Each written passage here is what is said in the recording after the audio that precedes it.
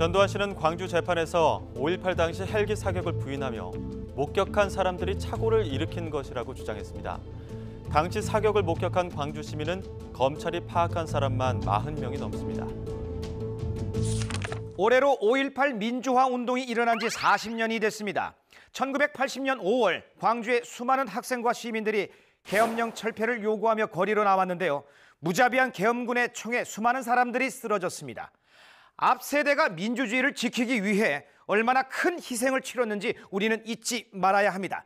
당시 무기도 없었던 국민을 향해 총을 쏘게 한 계엄령. 계엄령은 무엇일까요? 계엄령은 국가 비상시의 공공질서 유지를 위해서 헌법 일부의 효력을 일시 중지시키고 군사권을 발동하는 겁니다. 1979년 10월 26일 대통령 박정희가 김재규에 의해서 시해됨으로써 독재 정권이 막을 내리고 당시 대통령 권한 대행이 된 최규하가 비상계엄령을 선포합니다.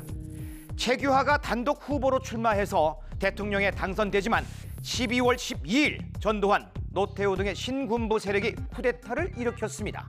자, 쿠데타. 쿠데타는 프랑스어로 정부의 일격을 가한다라는 뜻인데요. 무력으로 정권을 빼앗은 거죠. 단순히 권력만 이동하기 때문에 체제 변혁을 목적으로 하는 혁명과는 구별이 됩니다. 신군부 세력은 국민들의 저항이 거세지자 비상계엄령을 전국으로 확대합니다. 계엄령은 국가적 환란을 수습하기 위해 발동해야 하지만 우리나라는 정치적 목적을 위해서 악용된 경우가 많았습니다. 1980년 5월도 그런 경우였죠. 결국 5.18 민주화 운동이 일어났고요. 계엄군 탱크가 광주 시내로 진입해서 수많은 시민이 희생됐습니다. 5.18 광주 민주화 운동은 아직까지 정확한 사망자 수가 밝혀지지 않았습니다. 민주주의를 지키기 위해 희생된 수많은 분들을 위해 진실을 밝히는 것이 후세가 해야 할 숙제일 텐데요. 무엇보다 중요한 건 광주 시민을 향해 총을 쏘라고 명령한 자가 누구인지 밝혀내야 합니다.